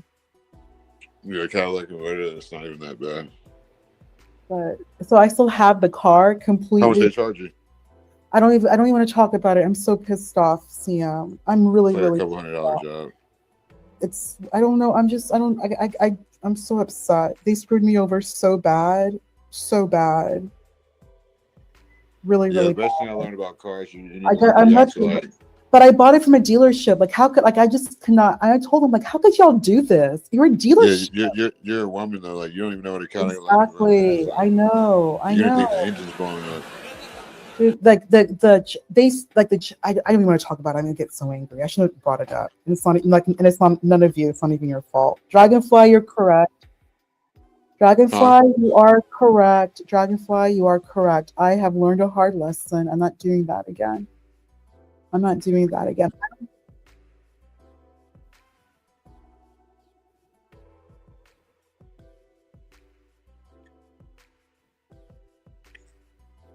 Like those motherfuckers tag teamed me too.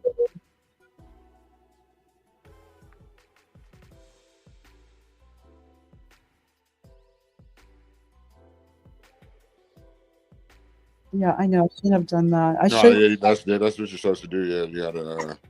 And I didn't. I just. Oh God, I'm gonna get so angry. Let's say it was like if it was listed for like $6,500, I'd be like, shit, I got 5 now, right now. Like, all right, well, come on with it. Like, that's how you got to do it. I should just no, what you really do, you'd be like, what's wrong with it? Then you'd be like, oh, man, well, I got 5. You know what I'm saying? Dragonfly, you're so silly. No, I learned a lesson. I didn't know. I learned a hard lesson. Always.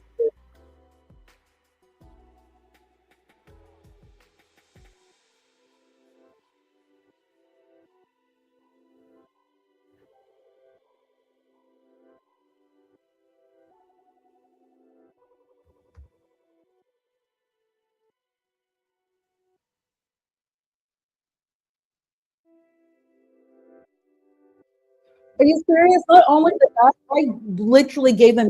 I don't want to talk about it. Like I got screwed over horribly. I need to sue this dealership. I need to make their lives a living hell. Like they screwed me over bad. I need to.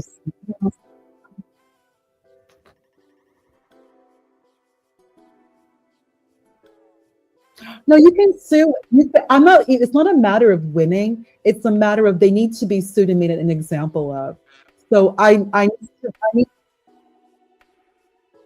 No. I'll do it myself. I don't need an attorney. I'll just do it myself. It's called. I'll just sue pro se. It's a dealership. I didn't just buy it. Like no. You're a flipping Nissan dealership. What the hell? No. Hell no. I'm not tolerating that. I don't care. No. I need to make an example of them. Like I need to make their lives a living hell. Like did you put a big down payment or just like I didn't put a down payment. I paid cash. There was no down payment. Oh, you paid the fucking dealer tag? Yes. Fuck that. I didn't know. Like And I know how mechanics do girls too. Like they fucking charge like them like yeah, like I'm a girl. Like I'm girl. Like I'm coming in there wearing pink, hair laid, smiling, waving, and I'm wearing like cute flats and like a Louis Vuitton bag. Like yeah, and I'm by myself. Like I just put Target on my forehead. And I'm here with like the pearl studs, like ugh, the Louis flats, the Louis handbag. And I'm wearing like a pink summer dress. Like I'm over here showing up to buy a car like I'm shopping at the farmer's market. I should not have, and I'm going in by myself. Like there really is like CM, I don't even want anyone coming near me at my home. Like I don't even do anything anymore at my home. yeah, and car dealers are fucking scammers. They're such scammers. I'm so pissed off. And I was calling them back, like, how could you do this? Like, you're the dealership. Why would you? Well, you know, it's an older model car. Like, what? So what? You're the dealership. Why would you sell something that you knew was defaulted? And I just screwed myself over. It's my fault. It is. Yeah, live and you learn. Wise women learn from their mistakes and move forward different. Like you sure have to, Pondo. I know. Like I don't know. I'm just gonna be a mean bitch to everyone. Well, no, that's not nice. That's not Christian. That's not Christian. No, that's never the answer. Just know how people are. But well, I'm never. I don't. I gotta buy because I want to buy another. Well, I need to buy another car, but a car. I don't want to buy cash. I don't want to buy old cars anymore. Okay, but maybe American, maybe. But I don't know cars. Yeah, after having a truck, like me and Emperor were talking about this shit yesterday. After having a truck, I never really I'll for sure never buy a regular car again. Like I'm always gonna buy if I ever buy a car again, other than, and I'll probably never buy a fucking a Silverado 1500 after having a 2500. But no, I'm definitely the only car I would get is a muscle car.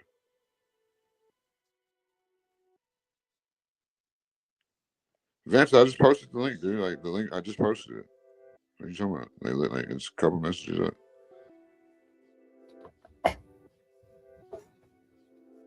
But nah, yeah, I'll definitely it's just different having that like I've never driven it for 1500, but like having that big old 3-ton truck is like that shit feels like and it's fast too. Like it has that V8 Vortex 6.0 in it.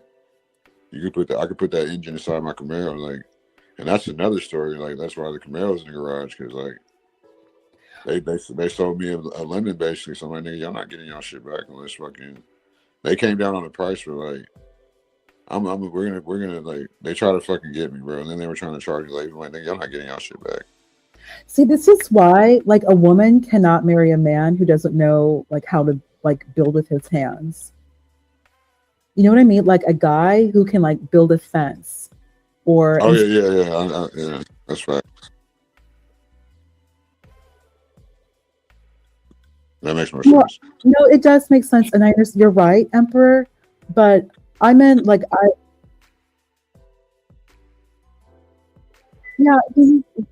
gotta learn how to do no, CM, you have your smoker. CM, you're right, Emperor. But CM, you have your smoker, right? I saw you had your smoker. I've never met a guy who doesn't know how to smoke meat. I'm talking about white guys and black guys. And they for sure, yeah, that's essential, yeah. And they chat about it. But they do.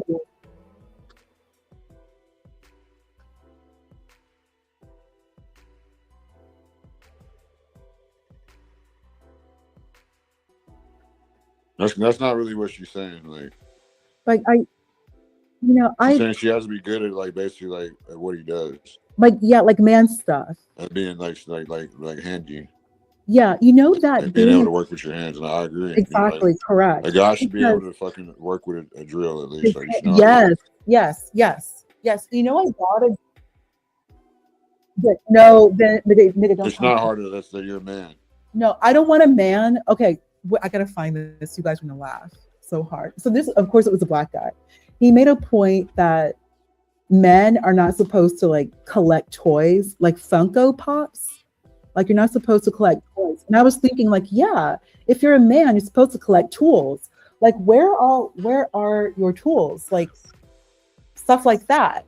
Like I bought a drill only because I thought you're supposed to have one.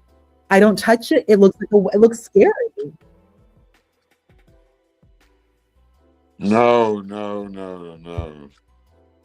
But okay, but aren't Stop they? being so high, Empress. Yeah. Right. I have a house. Yes, Emperor. That doesn't make you a dad because you know how to work a drill or to do shit around the house. That makes you a. Yeah, you're supposed to. But would it? Yeah, every man owns a drill. Yeah, Moxie, exactly correct. They call it a DeWalt. I went to Home Depot and I just asked because I didn't know Home Depot was so awesome like that. I thought Home Depot was not a place for like me. But you can get everything at Home Depot. Like I never go to Walmart. I go to Home Depot if I need something. And groceries, you go to the farmer's market. You don't go to like Walmart. Walmart's scary, you know? But Home Depot has all types of like well, it's good because it's the abyss. It's the end of the road. But Home Depot stays popping. And then whenever I had a question about my house, the Home Depot people are so friendly. And I just tell them the truth, like, hey, I bought a house and there's some things I'm kind of concerned about. Oh, young lady, tell me more. And I just told this older dude, and he had like the Home Depot apron. He was so cool. I was like, oh, sir, thank you. I even like wrote a thank you note to like Home Depot corporate because I don't know these things. No, it's like, thank you for being helpful and not scammy. Oh yeah, I do love getting plants at Home Depot too, Moxie. Yeah, they do have that garden section. It is bomb. I do love that. Oh, for my azaleas. Oh my gosh, they're so beautiful. Yeah, I went to Home Depot for that. They were helpful. Yeah, They were helpful. Every man should definitely know how to fucking work with his hands. That doesn't make you a dad. It makes you know how to do basic Yeah. human. So CM, so this is what I was thinking, CM. CM, this is what I was thinking. Because I really don't care. Like I just think like a man's man. Because one thing, like single women, they don't mention the CM. Upkeep is very expensive. And I'm not talking like makeup and hair and stuff. That's a given. But I had to mount my flat screen. That cost me $150. Yeah, That's husband work. I heard somebody say like a couple years So ago. They said husband, whenever you basically hate men, you're gonna end up paying the man to be a man. exactly. Correct. It's not a dad. Dad is a different quality of things. You have to have like a different like emotional like intelligence inside for it. I don't really equate working with your hands to emotional intelligence. Yeah.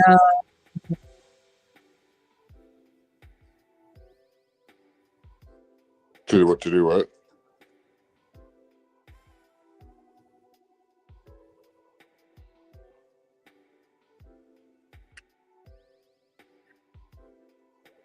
Hi, it's my time. Hello, it's my time. It's so true. Like Emperor. Yeah, how you doing? It's my time. Hope you're doing good. Hey, it's my time. Emperor, CM, either women hate men or like you said, or she's going to have to pay either with money or with her body. She's going to have to pay to get a man. When I first moved into my home for like a month, I was so scared of the dark. I really was scared. I had to turn on every light because it was just so large, the house, and like the darkness and then like the outside sound of darkness. I was so scared. It took me like a month to adjust just to live in a home that I bought for myself. Like these are very, like no one's going to tell the truth. Because you know, most of these females, these are hoes. These are hoes. Well, what did I say? I call it baddie culture. Baddie culture? What's that? Yeah. I call it it's just baddie culture, which is oh, baddies. Like they just kind of hoe around and like find men to sleep with. Yeah, just like the whole like the masculine shit, like independent woman. Yeah, exactly. But a lot of women can work. A lot of women work. It's just like there's certain things that I'm like, I don't like there. Okay, so there's one girl, she actually learned how to like fix up her home through just YouTube videos. And she's a smart girl. She's a smart girl. But she even said eventually. You know, hold on, before you, hold on, let me, I'm sorry to interrupt you. Let me say something quick. Like, and this is what somebody else, I've seen this on Instagram, like scrolling on the shorts. Like, yeah, somebody dropped the link for Vanna, because I guess you can't see it when I drop it. But can you drop the link for Vanna, Ponder? Here, mine. Yeah. Wait. So it's just like, here's the thing. So like when and this is real shit. And this I still don't understand it. Like, and I'm gonna ask you, Ponder. So this is what he said. He said, so when a woman changes a tire, she'd be like, afterwards, she's like, oh yeah, I changed the tire like a man. I'm just like a man. This and that. Like, so when a man watches the kids all day and he feeds them, why is he never like, oh, I'm a woman, I'm about to start my period, like I'm just like a woman? Why do women do that? Do I say it again? Well, I'm saying, like, I'll say it again. I don't know. Like,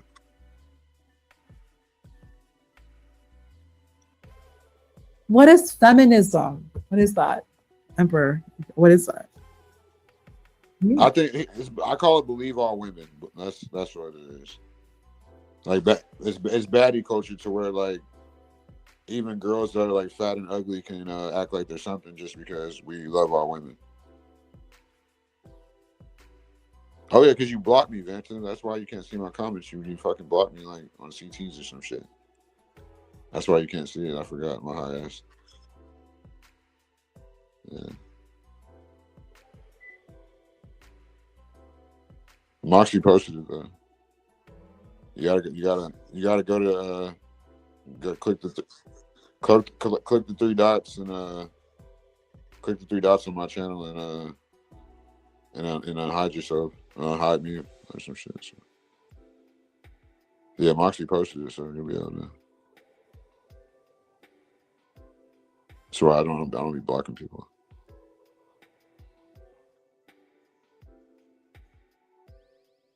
I always end up unblocking them. I don't have to block. I block people to teach them lessons. Like, they just do too much. Moxie be on people's heads.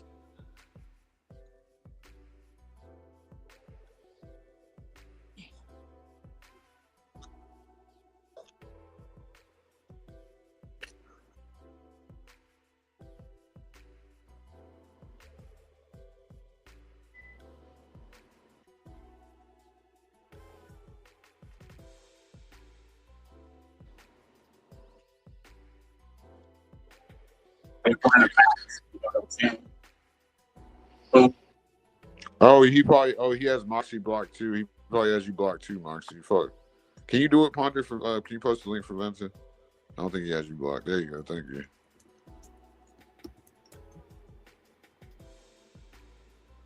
And this is that could be the agency that Van is working for. His agency blocked me. I mean, y'all see the title of the video? Is Vanta a spy? We know. I think Ariel is a spy. Like, I seen her in a blazer before. Like,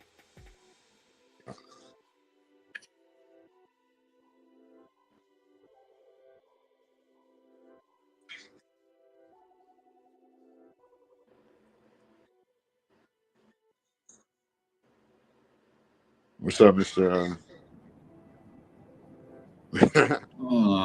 Vanta, you know, I'm about to change my name. My name, main character. What's good, main character? What are you saying?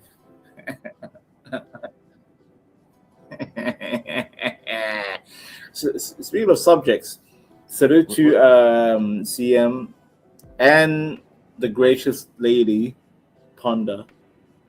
I know me and Ponder wants to speak. So what do you think about the main topic, Vanta?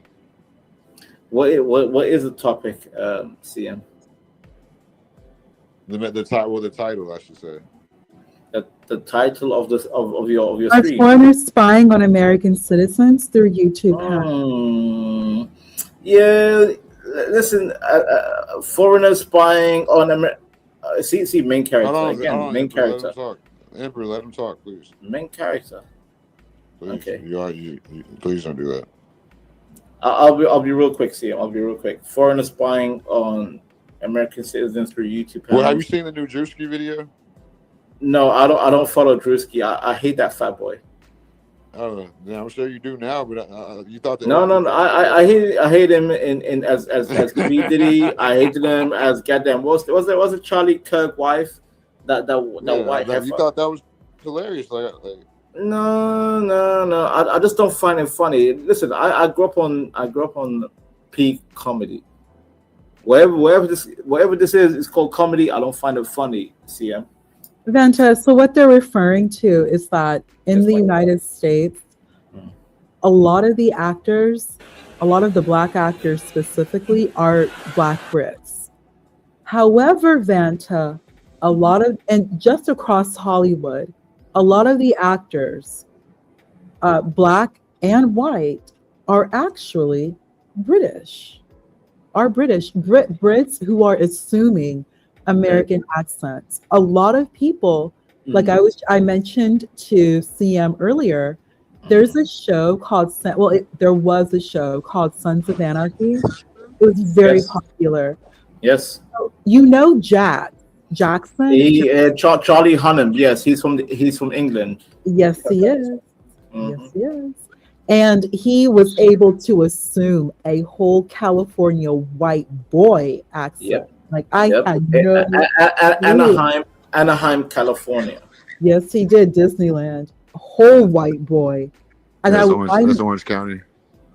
Oh, see, I was so like, oh my, like and it's not just American accent. They can do regional. They do regional. Like you'll have a Brit. Like how did you do a whole Southern accent?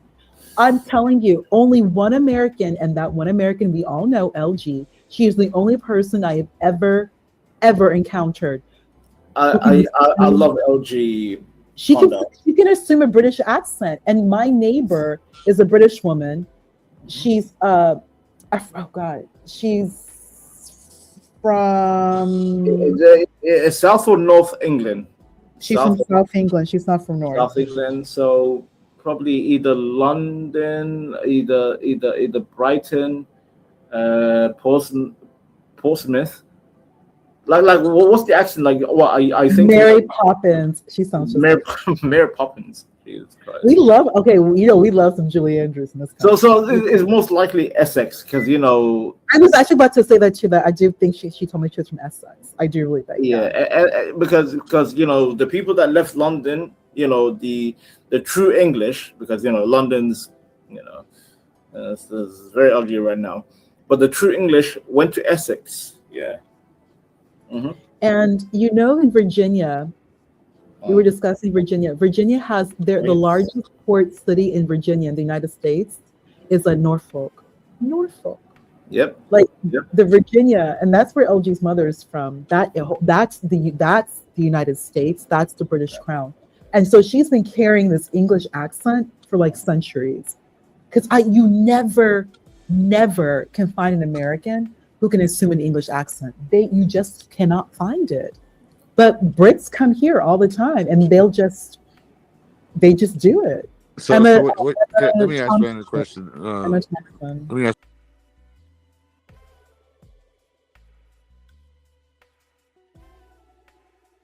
Gonna be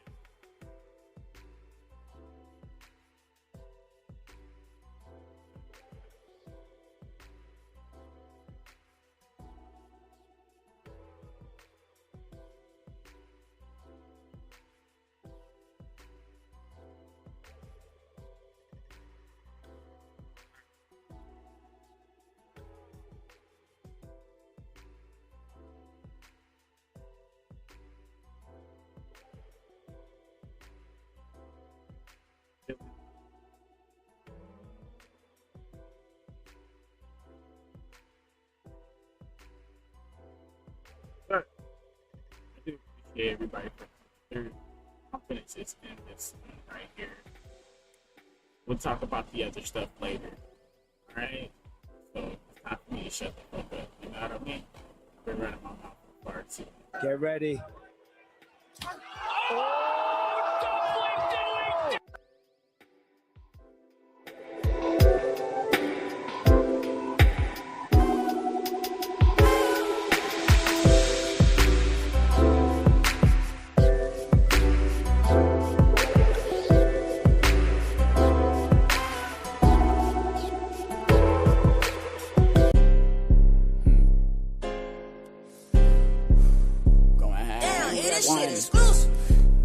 My little homegirl put me on. She said, this shit brand new, free flow.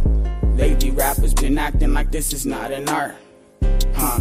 You forgot about that part. Lately, rappers been acting like this is not an art. Huh? You forgot about that part. Lately, rappers been spitting like they ain't got a heart. Because when I step to the game, I rip that shit apart. My evolution with the Gyarados from Magic Carp, and I ain't finished shopping till the whole world is in my cart. Want to change, get you a role and play your part. if you do not want to better yourself, if you do not want to break out outside of this matrix, hard, only if if you want to live in your comfortable delusion I'm trying that they as have hard as built I can against for all you, of the odds. Pushing as hard as I could is what got me so far. do not But what are my chances of watch actually these reaching the stars? Leave Still, this I will channel. never get up tatted over my heart. Never my If songs you is hiding in my do weed not up in the jar. want any Sexy truth, Middle Eastern looking don't ass want like to I'm understand. far. If you When are it not comes here to the game, I'm an eagle, you're par. Please don't hear get this slipping. something I'ma that's catch you off outside of guard your while own you mind chilling in the crib, and got accept your chick in my others' car. minds Every and time you hear it opinions and the tripping way like they that think shit for sounds themselves bizarre. who do not Your belong. favorite rapper try hard, still is a mark. And finally, Still like the if fuel you to are the not game, watch trying it spark. to My lines be burn positive, like blunts, if get you are not smoked in trying the to dark. help Hella cooking create shit up. solutions If your while we ass wanna discuss the spar, problems and how barbecue they your got beef here, up like the seats in my you do car. not Cool belong yourself here. up, Negativity, refrigerator, jar. hate, Rappers been not rapping, disrespect, it's not an art. name calling, those things will not be allowed here on this platform and not in this empire. We are the ones, the true Americans that want to be free and stand as we have always stood. My little homegirl put me on.